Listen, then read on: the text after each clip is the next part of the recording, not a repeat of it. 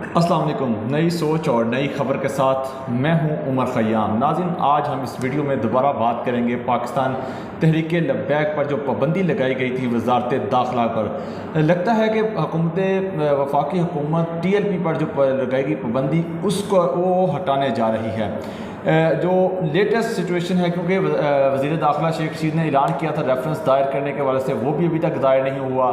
اس کے بعد اس جماعت نے N249 میں الیکشن لڑا. آج بھی جو خوشاب میں PP 84 کی نشست پر الیکشن ہو رہا ہے، وہاں بھی یہ امیدوار اس کا میدان میں ہے. آج کی جو مین لیٹسٹ ڈیولپمنٹ ہے، جو وزارت داخلہ کی طرف سے ایک 3 رکنی کمیٹی بنائی گئی تھی، اس کی سمری وزیر اعظم ہاؤس کو بھجوا دی گئی ہے. اس پر وفاقی کابینہ اس سمری کی منظوری دے گی، جس کے بعد وہ 3 رکنی کمیٹی جو ہے وہ نظر ثانی اپیل TLP اس پر پروسیڈنگ کا آغاز کرے گی. اس سارے حوالے پر ہم بات کرنے کے لیے آئے ہیں نادر بلوچ صاحب کے پاس، جو اس تحریک لبیک کو بڑی باریکی کے ساتھ آپ کے ساتھ ان کی خبریں شیئر کرتے ہیں، اندر کی خبریں بھی آپ کو بتاتے ہیں، اور جو گزشتہ دنوں دھرنے کی صورتحال تھی اس میں بھی پل پل سچویشن کے حوالے سے آپ کو آگاہ رکھا. نادر صاحب، یہ کیا اس معاملے پہ حکومت کنفیوژن کا شکار ہے؟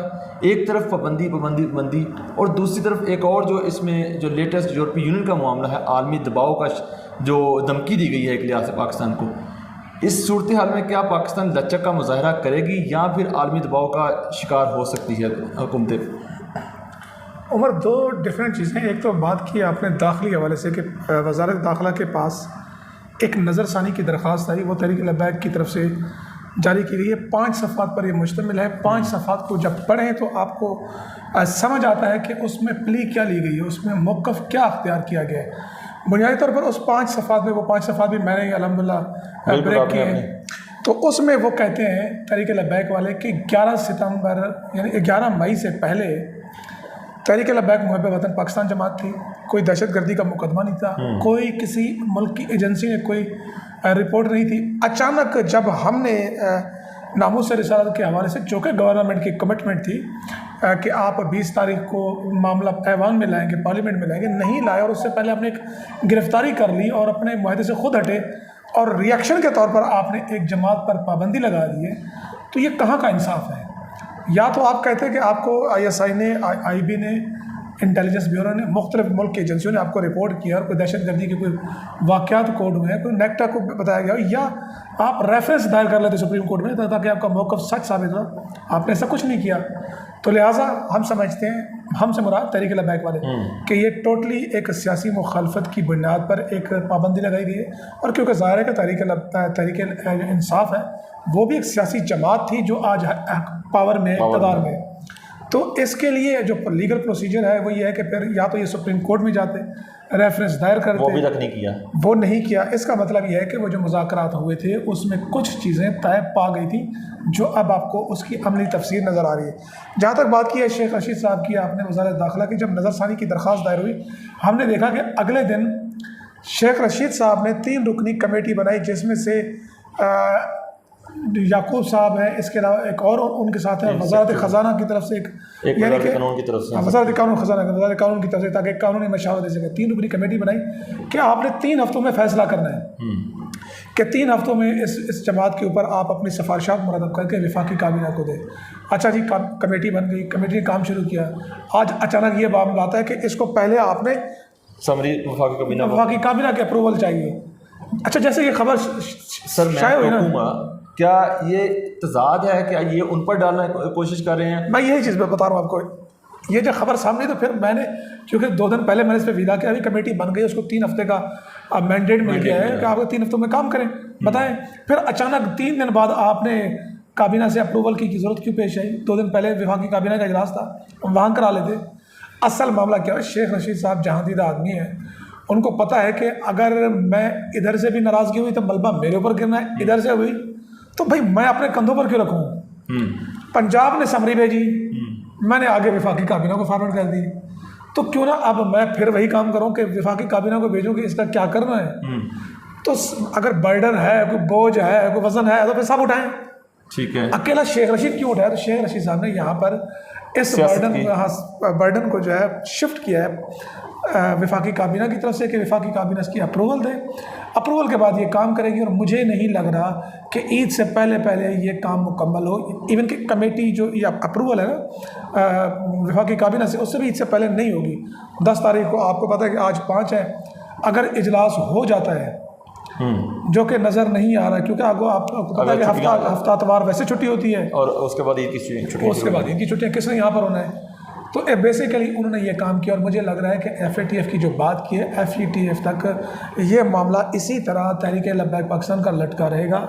FATF سے اگر کوئی ریلیف ملتا ہے وہاں پر کہہ دیں گے دیکھیں جی ہم نے تو بہت کام کیا، آپ نے تو الٹا ہمیں دبا دیا، قرارداد منظور کر لی، ہم نے تو جماعت کو بین بھی کر دی، ہم نے اس کی قیادت کو جیل میں ڈالا ہوا ہے، اس کے باوجود بھی ہم قصوروار ہیں. تو بیسیکلی ان کا پلان اسلام آباد میں جو حلقوں میں جو باتیں چل رہی وہ یہ ہے. نہیں، جو یورپی یونین کی دھمکی ایک لحاظ سے دی گئی، پاکستان کا اسٹیٹس تبدیل کرنے کی جو بات کی گئی طریق لبیک کو بنیاد بنا کر، اس حوالے سے کیا وفاقی حکومت کسی طرح کا دباؤ کا شکار ہے؟ وہ اس پر وزیر اعظم نے اجلاس سے بلایا اور وضاحت اس پر واضح کی. دیکھیں آپ دباؤ کی بات کر رہے ہیں کہ اس دباؤ کی عملی شکل ہمیں نظر آئی. ایک تو وفاقی کابینہ کے ایک جو خصوصی کمیٹی تھی اس کا اجلاس بلایا، وہاں پر عمران خان صاحب نے اظہار کیا، ختم نبوت کے اوپر بات کی، یعنی کہ ایک انٹرنل دباؤ، ایک باہر کا دباؤ. عمران خان اس وقت سینڈوچ بنے ہوئے ہیں، صحیح بات یہ ہے ٹو بی آنیسٹ. اچھا پھر انہوں نے 35 یا 30 سفراء کو بلایا، وہاں پر یہ معاملہ رکھا بھائی تسی بھی مسلمان ہو، کل ایسی نہیں ہے، تسی بھی کوئی رول پلے کرو، کوئی گل کرو، تسی مطلب خاموش ہو. تو رسالت واپس تمام مسلمانوں کے نبی ہیں، تو اس پر سب جو ہے سب کو بات کرنی چاہیے. اب میرے خیال میں اب یہ جو FATF کا اجلاس ہے یہ آپ کو فائنل فیصلہ دکھائے گا. وہاں پر پہلے ایک فرانس تھا، اب پوری یورپی یونین کھڑی ہو گئی ہے. اور افسوسناک بات یہ ہے کہ جتنا افسوس کیا جائے کم ہے کہ اگر 50-60 یورپی ممالک اسلام کے خلاف، مسلمان ملک کے خلاف کھڑے ہو جائے تو مسلمان ملکوں پر کہ جو 56 اپنے آپ کو کہتے ہیں جن کے پاس آئل کی طاقت ہے، سب کچھ ہونے کے باوجود یہ کھڑے ہوئے 3 ووٹ تھے مخالفت میں اس دن بھی جو قرارداد پیش ہوئی تھی، صرف 3 ووٹ. تو بڑی اچھا اس حوالے سے جو 4تھ شیڈول میں اس دن جو لوگوں کو ڈالا گیا تھا اس ساری کشیدہ صورتحال کے بعد، اور ابھی تک جو سعد رضوی صاحب کی جو کوئی بھی ڈیولپمنٹ نہیں ہوئی ان کی رہائی کے حوالے سے، اس حوالے سے آپ کے پاس کیا خبریں ہیں، کب تک رہائی میں؟ دیکھیں سعد رضوی صاحب کی جو رہائی کا معاملہ ہے اس کے اوپر ہے کہ وہ 16 MPO کے تحت جو ہے زیر حراست ہے. جو DC جو لگاتا ہے وہ جو حراست کا قانون ہے، جس کسی کو بھی آپ اس میں وہ ڈال دیں تو آپ 1 ماہ تک رہ سکتے ہیں. 1 ماہ کے لیے ان کو اندر رکھا گیا ہے. اب عید کے بعد وہ جیسے ہی ختم ہوگا اس کے بعد وہ درخواست دائر کر سکیں گے عدالت میں. یہ بیسیکلی ٹوٹلی اب لیگل پروسیجر ہے جس کو اڈاپٹ ہونا ہی ہونا ہے.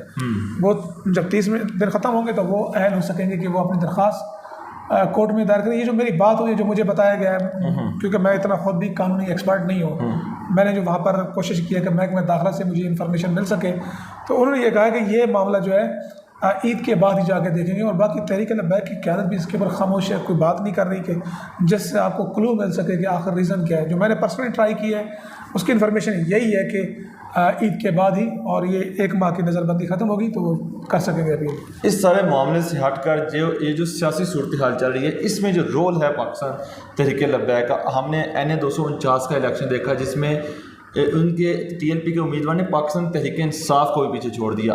اس سے پہلے ڈسکا کا الیکشن تھا، اس میں بھی اچھے ووٹ حاصل کیے ضمنی الیکشن میں.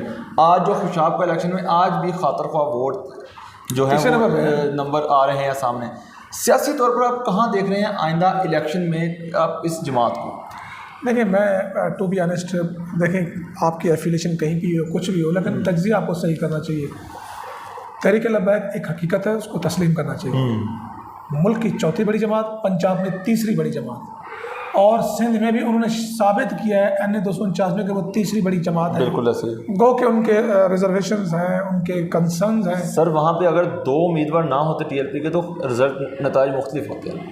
تو وہاں پہ ان کا کہنا یہ ہے کہ ہم جیتے ہوئے، انہوں نے جشن منایا وہاں پر. گو کہ اب وہ کل وہاں پہ صبح جو ہے وہاں پر دھاندلی کی ریکارڈنگ ہوگی، وہاں پر چیک کیا جائے گا، وہاں پہ فارم 45 فارم 46 کا موازنہ کیا جائے گا، اور 4-5 دن تک یہ ساری صورتحال واضح ہو جائے گی. تو آئندہ الیکشن میں آپ کیا سمجھتے ہیں، کہاں کس نمبر پر دیکھتے ہیں اس جماعت کو؟ یہ جو دلچسپ بات ہے، تحریک لبیک وہ واحد جماعت ہے جو بلوچستان میں الیکشن ہو، سندھ میں الیکشن ہو، پنجاب میں یا KP کی، اس کا امیدوار ہمیں نظر آتا ہے. دیکھیں پہلی بات تو یہ ہے کہ تحریک لبیک اس وقت ایک ارتقائی سفر میں ہے. ارتقائی سفر طے کر رہی ہے، اس کو کچھ چیزیں سمجھنے میں، الیکٹورل چیزیں سمجھنے میں بھی مشکلات کا سامنا ہے۔ پھر یہ ہے کہ آپ نے بارگین کس طرح کرنی ہے، آپ نے سیٹ ایڈجسٹمنٹ کس طرح کرنی ہے۔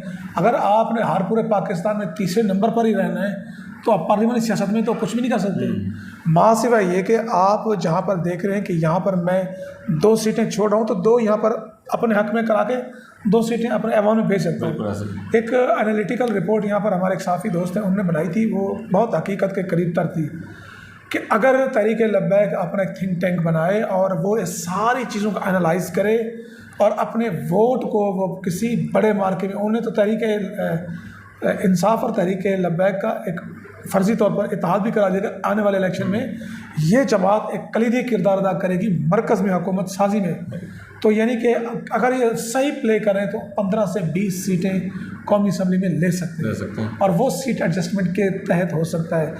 وہ جس طرح آپ ہر حلقے میں ووٹ بینک اپنا منوا رہے ہیں کہ اس صورتحال میں بھی اگر آپ کا تیسرے نمبر پر امیدوار آ رہا ہے تو جو بھی آگے وفاق میں آنا چاہتی ہے جماعت اس کو کچھ لو اور کچھ دو کرنا پڑے گا، اس کے بغیر تو نہیں ہوگا۔ یہ ساری سچویشن تھی جس پر ہم نے ناظر بلوچ صاحب سے رائے لی، ان کا تجزیہ لیا، تو دیکھتے ہیں ٹی ایل پی پر جو پابندی کے حوالے سے آئندہ دنوں اس پر کیا پیش رفت دیکھنے کو ملتی ہے۔ تو ناظرین آپ میرا یہ یوٹیوب چینل نئی سوچ کے نام سے جو یوٹیوب چینل ہے اس کو سبسکرائب ضرور کیجیے گا۔ مجھے دیجیے اجازت، اللہ حافظ۔